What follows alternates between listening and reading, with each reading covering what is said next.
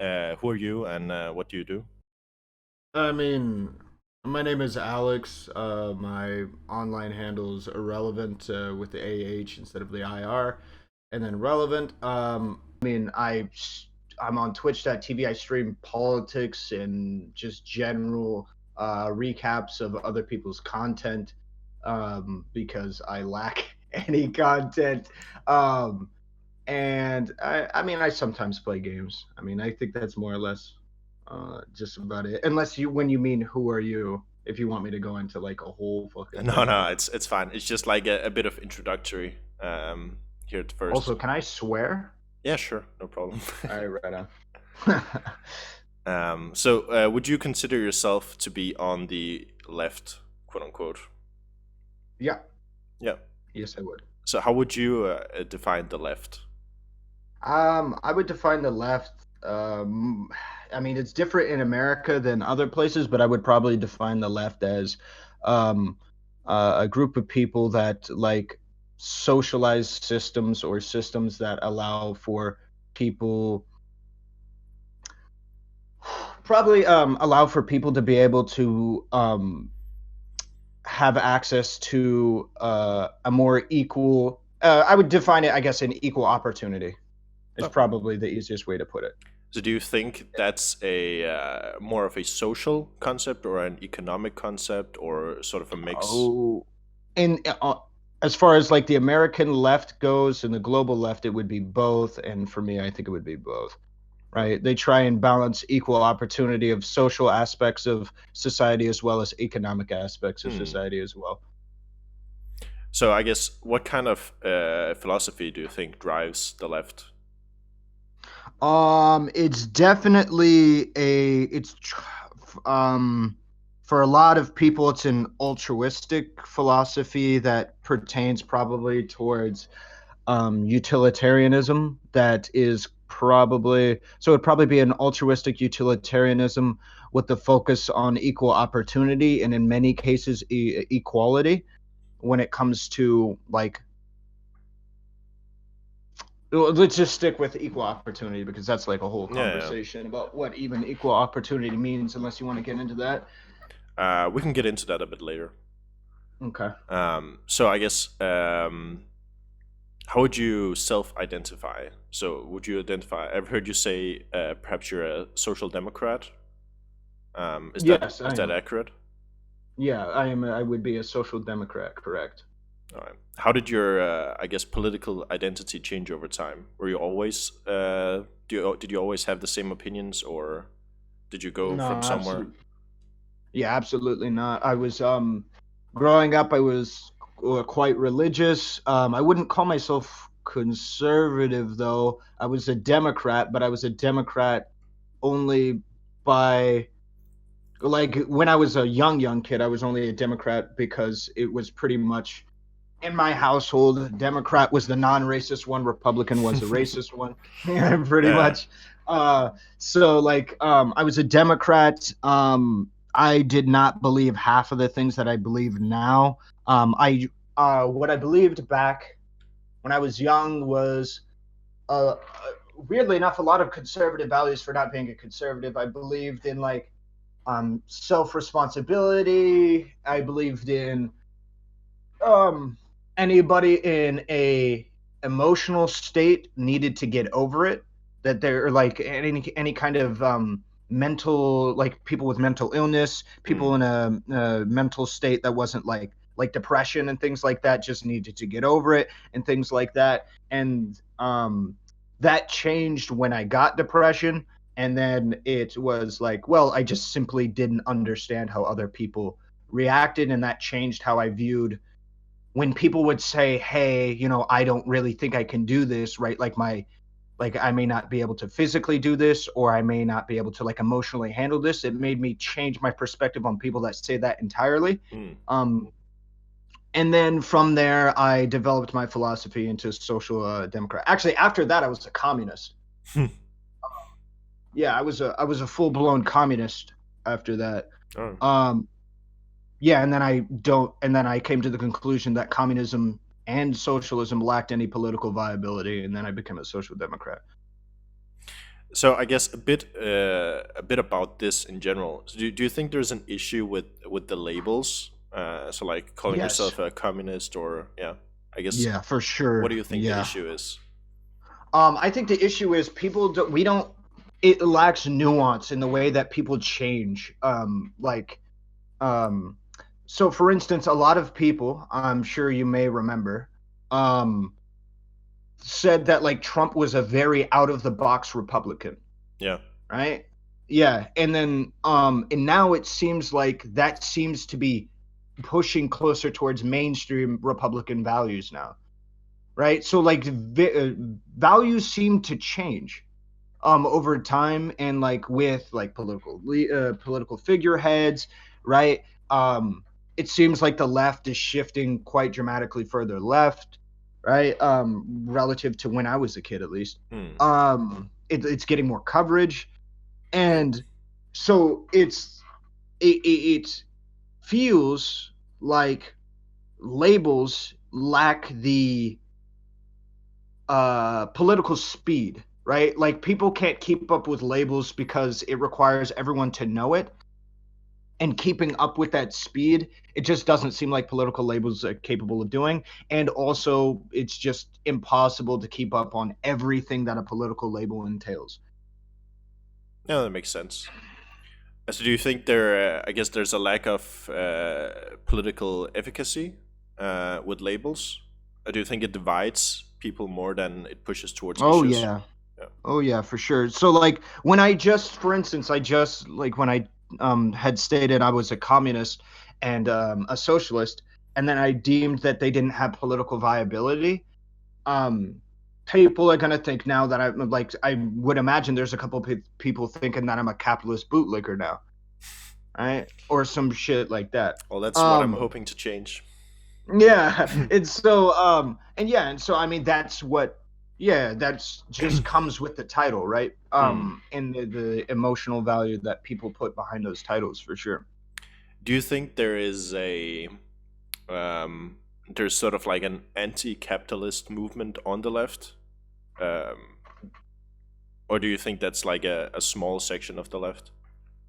Oh, for sure, it's a small section of the left, but there is an anti-capitalist movement. Well, oof, it depends on how you categorize anti-capitalist, because I actually do think that there are a lot of people that believe that billionaires shouldn't have as much money as they do. I think a tremendous amount of people do. Yeah. So if you count that as anti-capitalist, then sure, I would say that there is a good sizable movement. But if you're talking about anti-capitalist as in the structure of capitalism, I think that's a very small minority.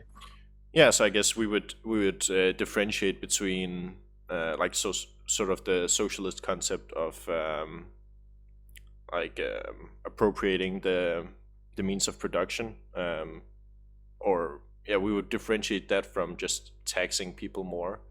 Um, Yeah. so I guess you're more in the camp of taxing people more, perhaps, Yeah, or taxing people more, stricter tax laws. That way, loopholes aren't as easy, or it seems like easy to get through. Yeah, things like that. I think the system of capitalism that we have now can still benefit us and be optimal for our society. cool. So just quick, what do you do besides politics?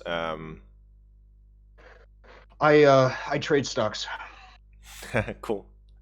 Are you any good at that, or just learning, or I make a living off of it. Yeah, so I'm pretty alright at it. that's cool. Is that something you do on stream? No, markets are closed on stream. Or well, I mean, I guess I could trade in like Chinese markets or something. But no, the American markets are closed Okay. So when I stream. so how do you decide that you wanted to get into politics and philosophy and streaming I in got general? into I got into philosophy right after, right as soon as I had gone through. Once I became depressed when I was like 14, I went into philosophy because philosophy is like something that, like, basically I was just thinking about why, basically like going through the edgy teen bullshit, right? The nihilism bullshit and all Mm. that, you know. stuff, and then I wanted to think about like what to do from there. And so from there, um, I really enjoyed philosophy and having conversations about like what it like truth, what it means to be us, classic, normie teen stuff. Um, and from there, I really, really liked it. So I got into politics later in my Twitch life. Um, but one of the reasons why I got into politics was actually because of Destiny and Hassan on Twitch.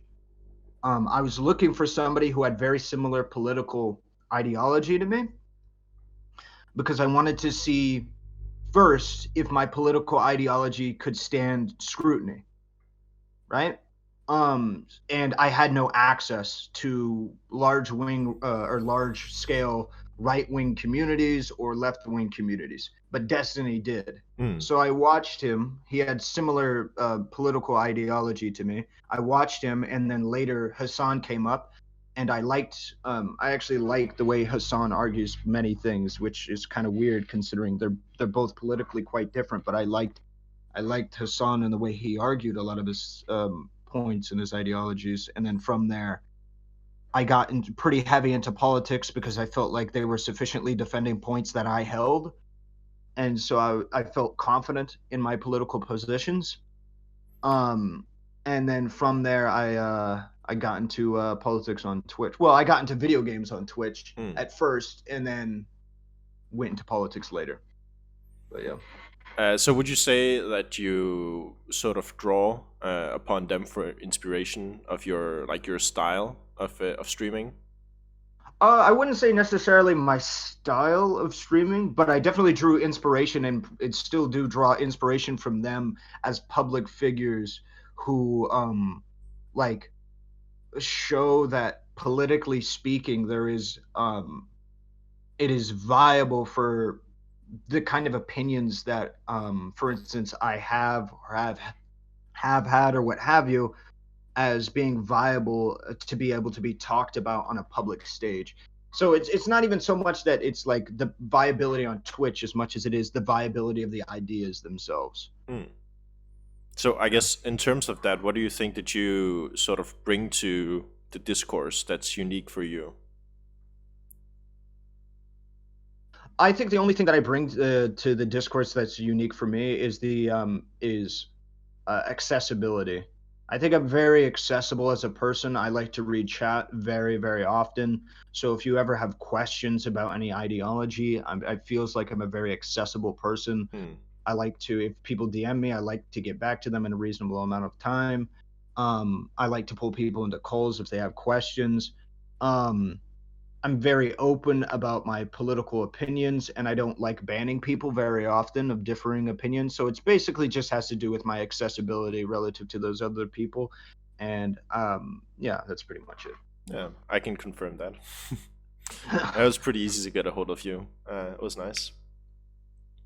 All right, so I guess getting into a bit of what you've done, or I guess the content that I've seen. So you've been doing a bit of debating online, debating in quotation marks. So I watched you talk to Rem about philosophy and the podcast you've done with Mindwaves. Do you think there's value in doing like online debating, and perhaps specifically between people on the left? Oh yeah. Yeah, I mean this is a question that at one point was asked to me earlier. Is there value in debating people on the left versus the right? But let's just answer the left question because that's the one you asked Yeah. specifically. I think there is value in debating people on the left because I believe if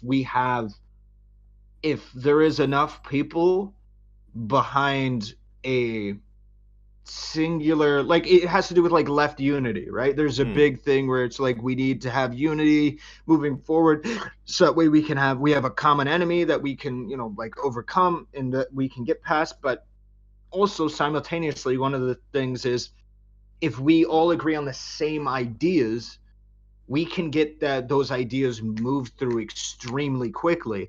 That, and also I mean there's a whole psychological thing. If pretty much it feels like if we're challenging only left-wing ideas and we're talking about the validity of left-wing ideas, and we constantly come to the conclusion that left-wing ideas are the only ones that are, in our opinion, worthy of consideration and propagating on Twitch, then maybe there's a chance that the right-wing ideas get phased out. I feel like there's a million different reasons why a lot of people disagree or agree on the validity of them. But yeah, there's just keeping left-wing talking points in the sphere so that way anybody browsing Twitch, just clicking on a random stream, can hear something that they might be interested in, and keeping open to other people. So yeah, I think there is quite a bit of validity. Do you think Twitch politics has sort of a left-wing bias, or I guess more people on 100%. the left? Yeah. Oh yeah. Twitch political streamers. I think there's plenty of people on Twitch that are politically not left wing, but they don't talk about politics very much. Yeah. Politically, like the Twitch political section is unbelievably left wing. Yeah. Yeah, it's quite heavy. So I guess just getting into your sort of discussion with Rem, how did you think that went? I guess. I think it went. So initially there was a massive miscommunication, but for the most part, I think it went fairly okay. So the first conversation on Mindwaves podcast, I feel like it went pretty all right.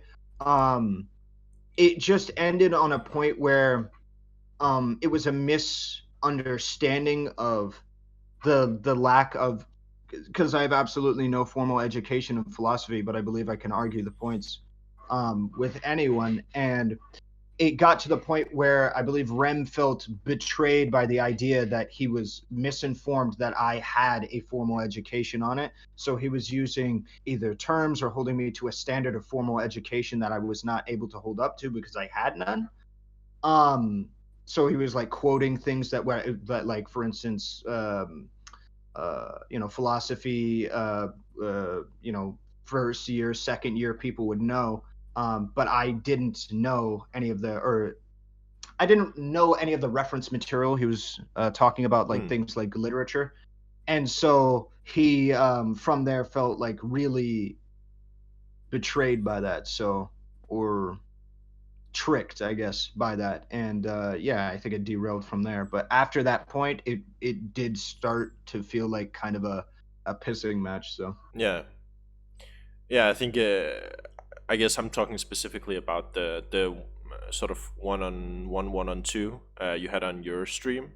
I think after that with Rem and someone else. I don't remember. Oh yeah. That one, that one just devolved into a pissing match very quick. We more or less, that was mainly just to hash out the disagreements that we had on Mindwaves podcast, and like understand what happened after that. And it devolved very quickly because we got into explaining exactly like, for instance, how can people without a formal education instead of philosophy ever talk about philosophy, whether or not lacking a formal education in philosophy actually means you're partaking in philosophy, what it even means to partake in philosophy, because we disagreed on what it even means to do philosophy and things like that. So it seemed like we just devolved into madness because we hadn't defined all of our terms first, right? According to him, I wasn't practicing philosophy. According to but I believe I was, and according to him, like I believe he said I was lying when I said I knew philosophy. I never recall saying I knew philosophy in that capacity he's referring to. I feel like I've been very open with the idea of never formally studied philosophy, so that might have just been a miscommunication of terms. So yeah, it felt like a mess. Yeah, so I guess so you would say that most people or anyone could get into philosophy. Do you feel the same way about politics? Oh yeah, 100%. Yeah. Well, I'd say it's easier to get into philosophy than it is politics because most people agree that philosophy is a priori. meaning you don't need any outside, like you don't need books or anything like or classes to be able to get into it. But compared to politics, whereas you need like reference data, like you should probably know, like you should probably understand like what the US is as a concept before getting into US politics, and you're going to need to reference some material for that. So I'd say politics is a little bit harder to get into, but politics is I will say one thing actually about politics over philosophy. Politics is something where it seems like you'll get eaten alive if you don't really know what you're talking about. Like it's people are very very quick to um ostracize you or to um place the label of stupidity on you if you don't know what you're talking about in politics. I mean, especially online, right? Oh yeah, yeah, for sure, for sure. Have you done any, I guess, political work in real life? Political work, not really. No, I mean the closest thing to political work I've done is go and see political figures. Hmm. That's pretty much it. Like my local people. It's Yes. nothing crazy. I, so you go to rallies and stuff, or No, no, no, not? not even Nothing. that. Oh, No, no. okay. I just like went to go see at one point when I was a kid. My mom was like, "Yo, let's go see like our I forget who it was. I think it was like a mayor or something. Sure. They were like, let's just go see them, and I just went over to go see them. It wasn't like no. So no, I don't do any political work in real life. No. Do you get into local politics at all, or just mostly Oh global? yeah, I mean, I vote on local Hmm. representatives. All right. So I guess getting back to the whole REM and mind waves thing, do you Hmm. think what do you think about political drama? I guess on Twitch. Ooh, political drama. So you're more or less, I guess, referring to what happened with me and Rem Well, you and Rem, or I guess, as an example. yeah, as an Sorry. example, or what happened between, I guess, Destiny and I forget what he was called. Quarantine. Trihex. Oh, Oh, Cormentine. Oh, yeah, I got you. Quarantine. Yeah, you were on that podcast, right? Um, yeah, I Yeah. was. Political drama. Or I guess what happens between Destiny and Hassan, maybe. Yeah, yeah, yeah. I have no problem with political drama. I mean, if anything, political drama shows the passion of a group of these groups of individuals to be able to pursue their political ideology, right? Yeah. And maybe to an unhealthy level, some people could argue, or to an maybe not to an unhealthy level, but in a way that might be unhealthy, right? Some could argue that you probably shouldn't pursue it this, religiously, and that's fine. Um, I think that, however, it displays a kind of dedication to it. So, I mean, more or less, this was kind of one of the talking points for me when it came to the conversation that was the quarantine one that you're referring to. It's I like seeing the good, the bad, and the ugly of streamers, right? I don't want somebody to say, "Hey, I'm a good person. I do all this stuff. I do all this activism work, but I'm not going to tell you any of the bad stuff or the ugly stuff." Um, that like I've done in my past, or maybe that I still do, or what have you. I like seeing people's character flaws because they feel more, human Yeah. that way. Um, and with that, I feel like I can trust them more, right? And like this would for me pertain to like maybe I donate to them more, maybe I'll sub to them more, maybe I'll interact with them as a person more, what have you, or feel more comfortable in their community knowing that they're more real to their general audience, not just some caricature. So yeah, no, when people pursue their political stuff so vigilantly, especially when it's out of the box, I respect it. I respect it. Yeah, and I mean, for me at least, it seems that like from the shows that I've seen, and like just from looking at viewer numbers or chat interaction, it seems pretty clear that Twitch chat loves drama, even if it's like within politics. Oh Um, yeah, for sure. But do you think that the overall the drama is sort of, I guess, is good for political or philosophical discussions? Like, do you think sort of the, I guess I would sort of characterize it as usually the discussions are more surface level because there's like really heated discussions, but I think it sort of exposes more people to those views. Do you think 100. Go that's ahead. good? I mean, I think it can be 100%. So, like in the case of like drama, that like branches out into the like drama in general. I mean, most of the population, it seems like likes drama, Mm, as you stated. So, like when you get things like drama, that gets posted up on like live stream fails and stuff like this, I think it does help in a way, depending on the drama, of course, political discourse on Twitch, because it gets people, otherwise people that just like play shooters and shit on Twitch, engaged with clips of like potentially interesting things or interesting drama between political people, and maybe they settle on a good political ideology. This is one of the reasons why I was talking about previously, like having conversations between just like left wingers is like can sometimes to some people be a beneficial ideology. This is or beneficial move. This is one of the things that people reference, is if there's ever like drama in this case, like the drama between Hassan and Destiny, right? Um that happened a while ago. Um it was quite high up on things like live stream fails and different Twitter, some YouTube, stuff like that. So I had a lot of engagement. And a lot of people came into this whole arena of political Twitch.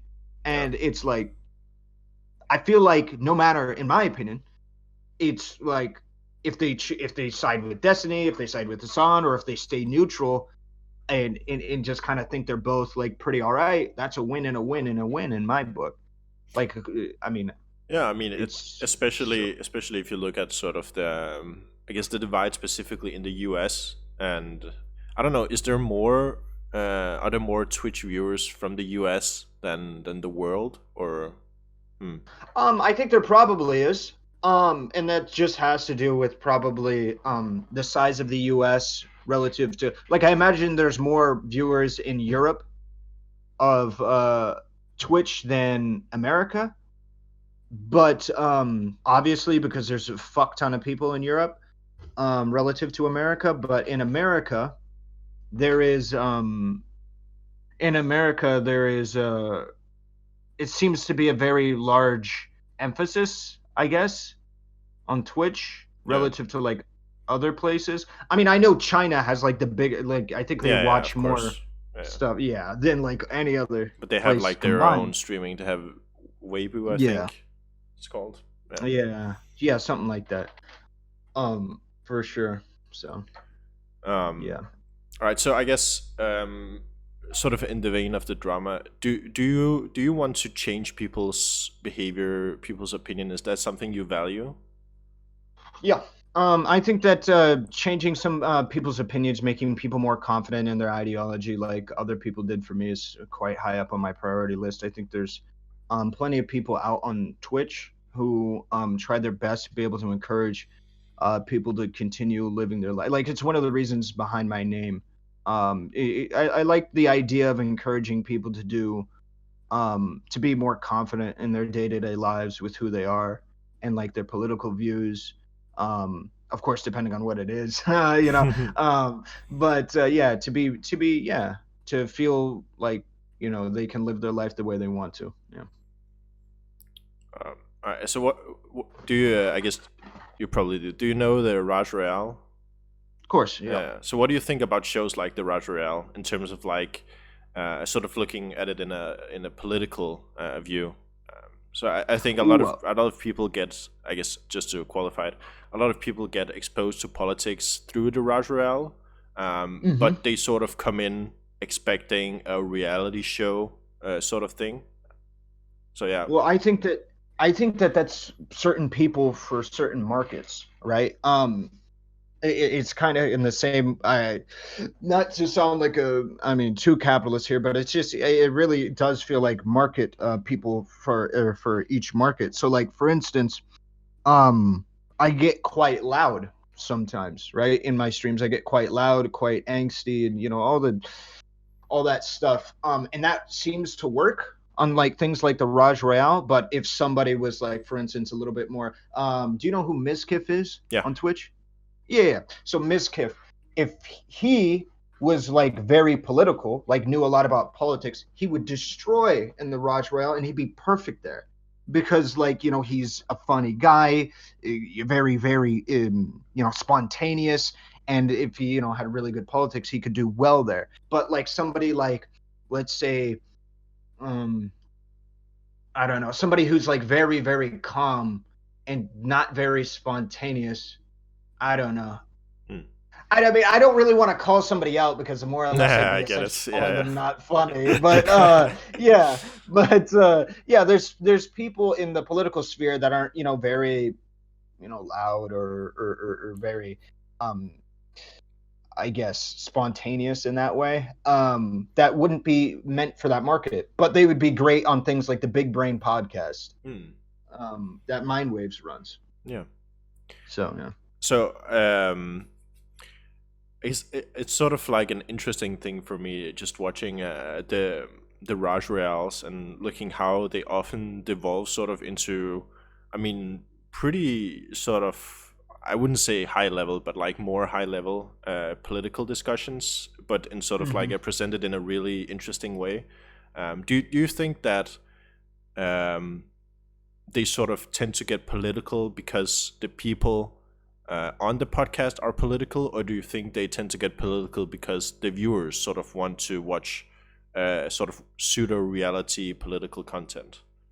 Well, I think it's both, a little bit, but also the idea is, in my opinion as well, that people can't just shoot the shit all day. Mm. People can't just talk about like I guess random things all the time, right?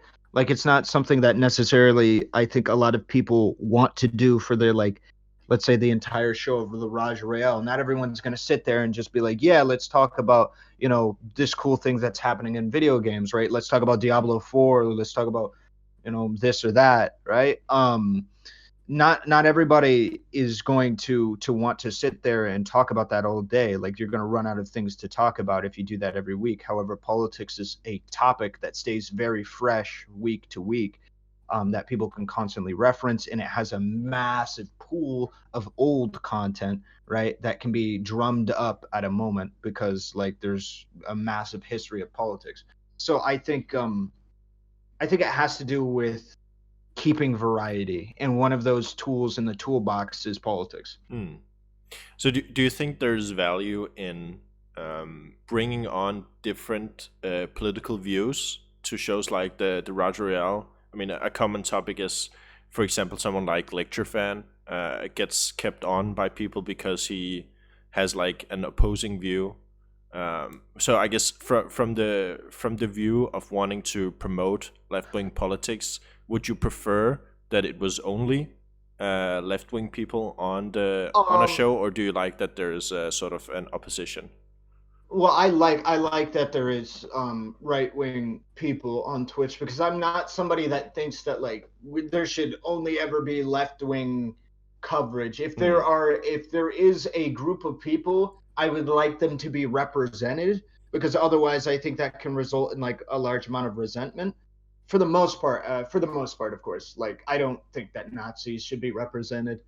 Um, not in the way that like represented as a valid um political ideology, I guess.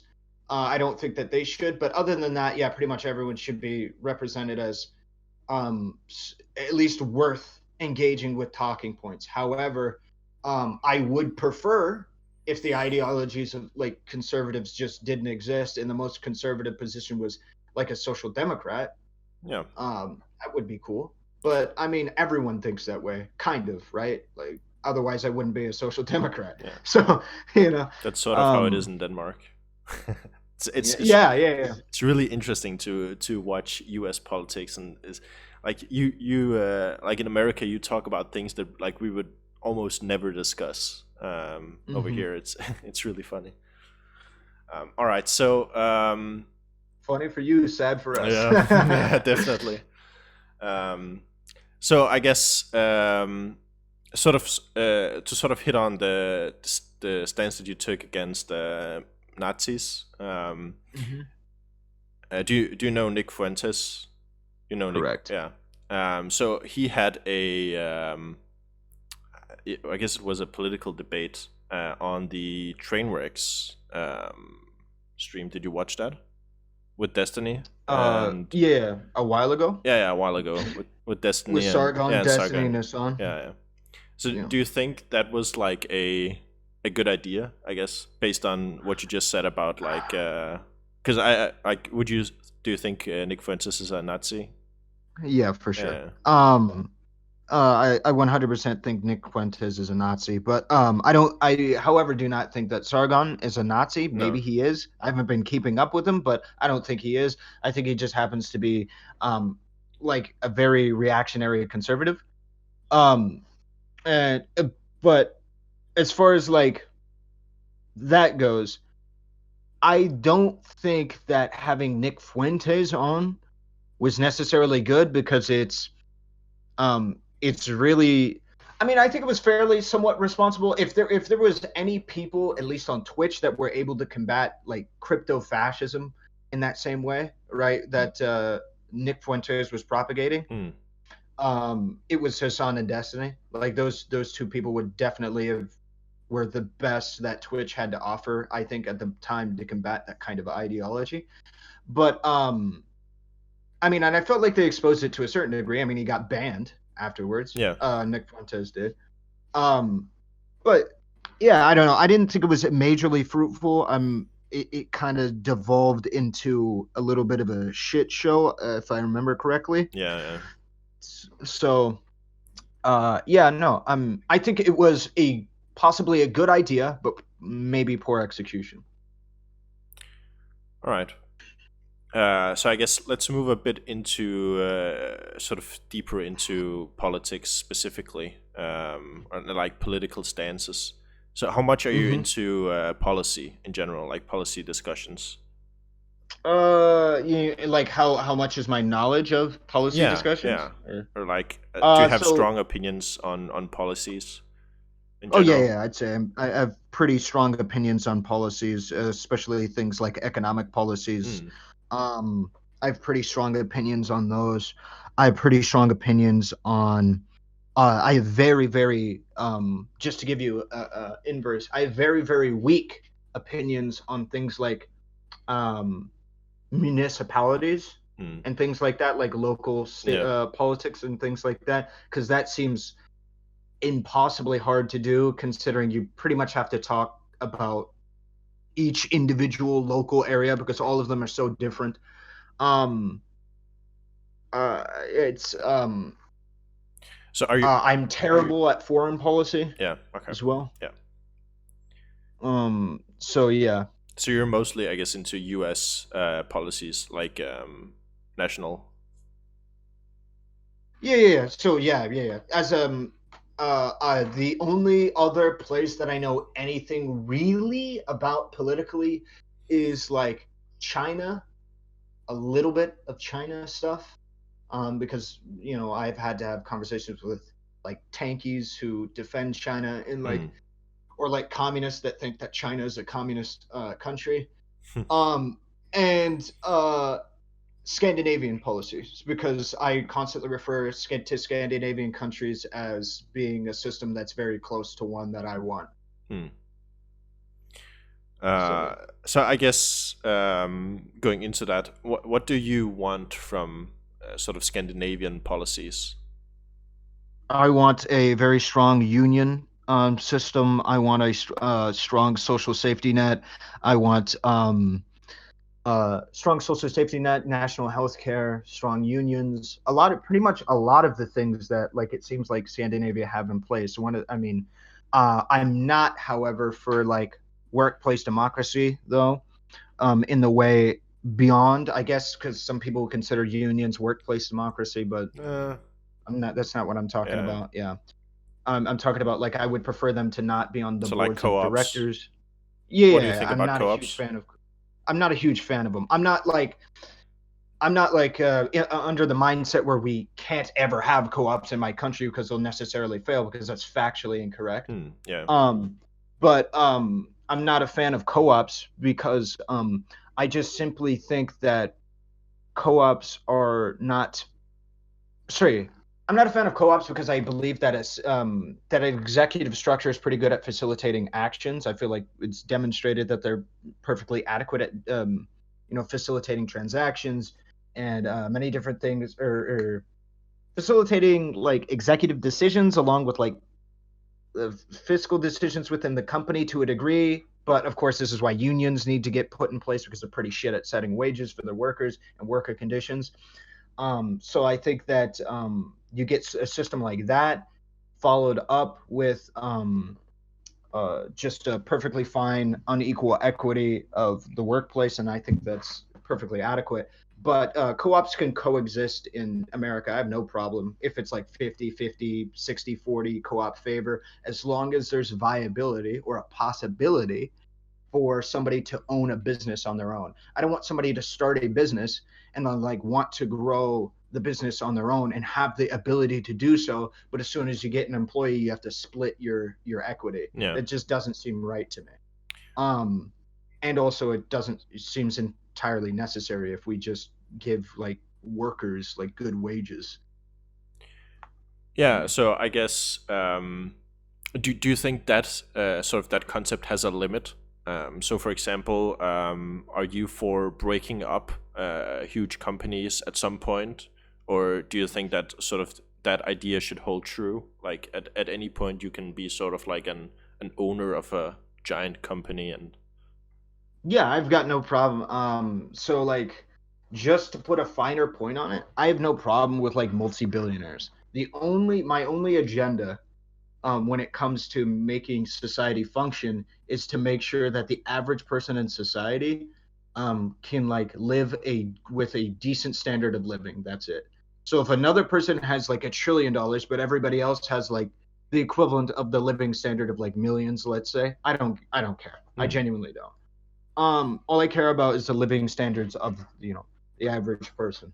If somebody is able to make $1 billion, good on you.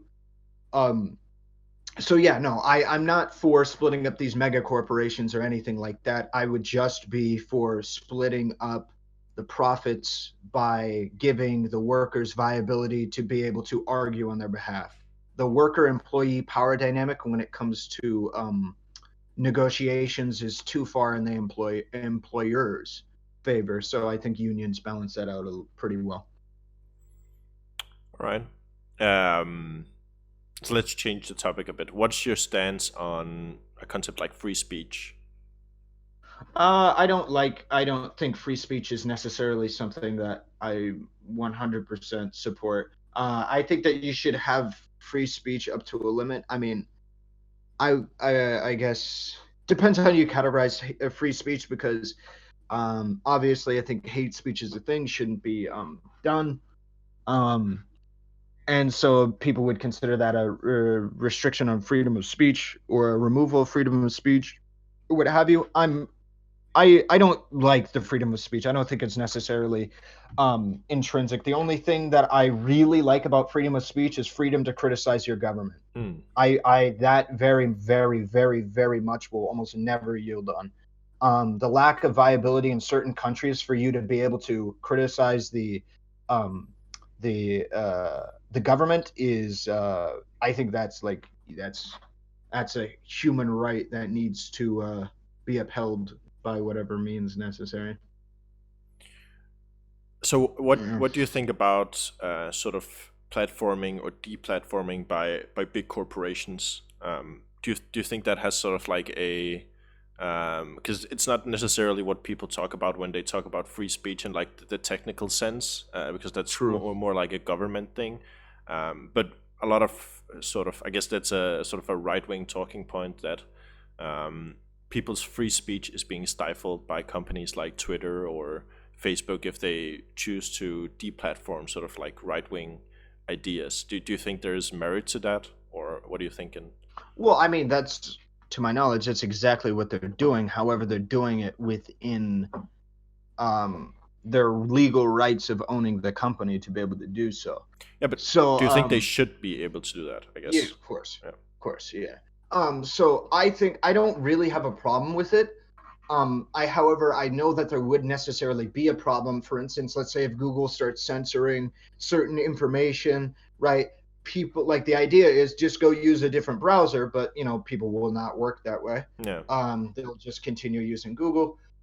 So the I think that there could be absolutely a problem with that. It's just necessarily, I fear that how to regulate it.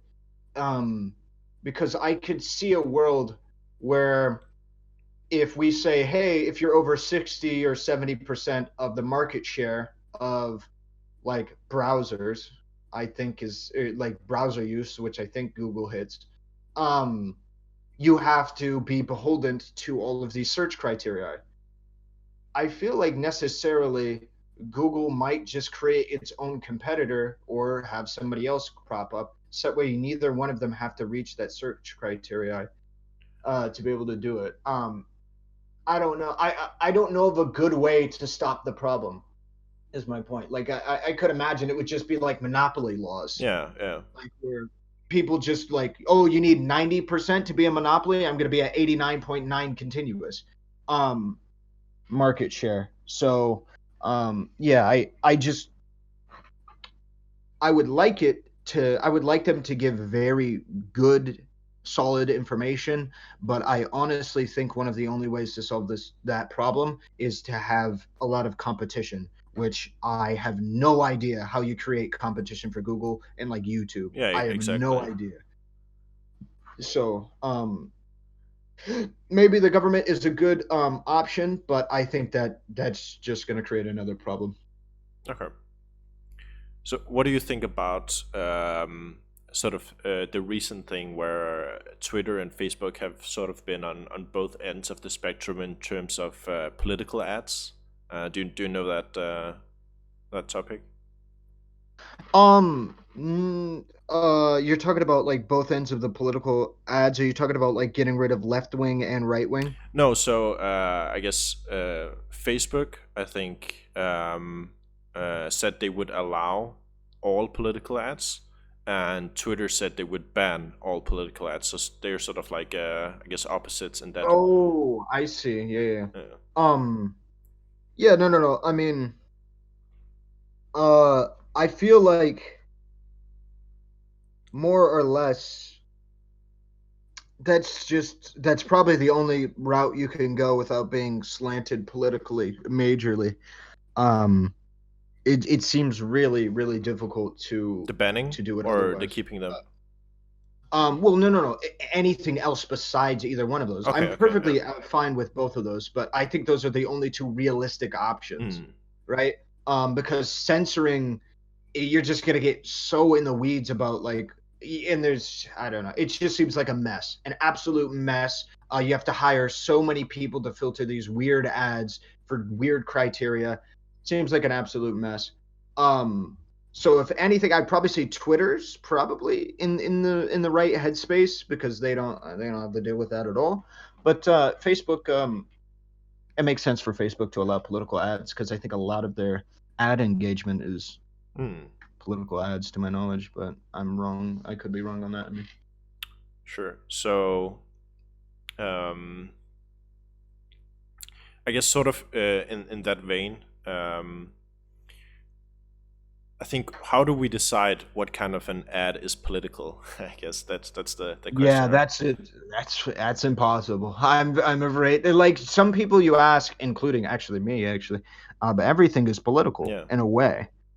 So it's at the discretion of the company, and let's assume, I guess, that the government does it, and we need to decide. probably I would state that seems too impossible. There'd have to be like studies done. That's above my pay grade. I Yeah. can't. There's no way I could answer that. Because like even things as much as like saying, hey, you should understand how to avoid this kind of like tax, or hey, you should probably figure out how to get to the voting booth more efficiently, or what have you, Mm. right? That that's very, very political. Even telling people like how to buy groceries could be seen as political, Yeah. right? Like I have no idea. Is basically what I'm saying. Yeah, I guess an issue that cropped up really quickly after Twitter's announcement, where they said it would ban sort of political ads, was the issue that then, for example, oil companies could buy a lot of ads that were like pro oil. But then you could say sort of the politicians can't buy ads to promote something like the Green New Deal or other like things to sort of fight the oil companies, because that would be political. But the oil companies doing it wouldn't be political. Mm-hmm. So I guess that's sort of an issue there. Right. So what do you think Yeah. about fact checking in general, like political fact checking? I think political fact checking should probably be something that's like quite important. I think spreading misinformation is something that probably shouldn't be done. But the problem about spreading misinformation is you get really into the weeds about what counts as um, spreading misinformation, like and like what counts as saying something. So like in the case of for instance, if I wanted to target a conservative audience and to not vote for Bernie Sanders, one of the things conservatives don't like is socialists. Let's say that it's factually incorrect that Bernie is not a socialist, and I've been told by the government that I shouldn't call Bernie Sanders a socialist. There's so many ways around not calling Bernie Sanders directly a socialist that you can use to be able to like subvertly call him a socialist, Mm. that it becomes very difficult to regulate that kind of language.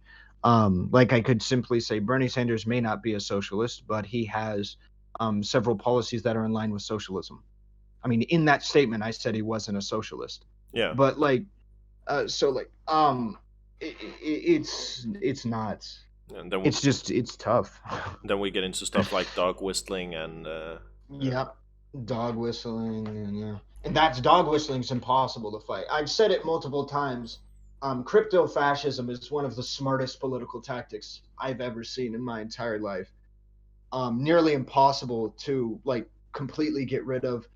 Nearly impossible to call out without being like gaslit by like other people, or like have other people thinking you're gaslighting them. It's such in having a subverted like a unknowing population propagating your ideology. Absolutely incredible strategy for getting your political ideology out there.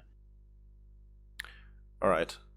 So I guess, what do you think about Medicare for all? I guess a topical question. What do I think about Medicare for all? Yep. I like a public option and keeping the private option there as well. Not only for political viability purposes, but I also don't see a reason to private industry there. I think the political viability thing is enough to keep the private option around, because if you tell private insurance companies that make millions or sorry billions of dollars that they're going to go away, well, now you have a multi-billion-dollar ad campaign against your whole presidency. So the political viability just gets really difficult from that end. I'm not sure if you remember, but at one point, I think it was in the middle of the Democratic debates, a healthcare insurance company, Yeah. ran an ad against Bernie Yeah. Sanders. Yeah. It was insane. Like, and things like that would necessarily go down if they weren't going to lose billions of dollars by the fact that Bernie Sanders' policy would almost instantly run them entirely out of business. Right? If they were going to lose $1 million, they probably wouldn't spend $5 billion on an ad campaign. Yeah. Makes sense. So, yeah. So that's that's kind of my thoughts on that. And I think the public option gets just perfectly fine results relative to a national healthcare system. And if it doesn't, like if the public option, if the private option can't keep up with the public option, then the private option will be phased out because nobody will buy into it. Okay. But So so just to clarify, would you prefer sort of the if it was politically viable, would you prefer sort of the Medicare for all solution, or would you prefer there to be like the competition? I would prefer there to be a competition, because I do like competition and intrinsically, but also even if it was politically viable, I genuinely don't see a reason to get rid of the private sector. If it's competitive, just keep it there. Like there's I've never heard one reason to not keep it there. All right. So I guess, do you have a current preferred political candidate? Oh yeah, right now it's Elizabeth Warren. It was Bernie Sanders, but now it is Elizabeth Warren. And why is that?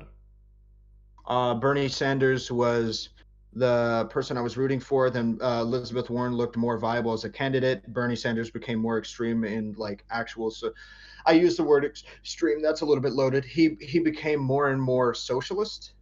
And I'm not a socialist.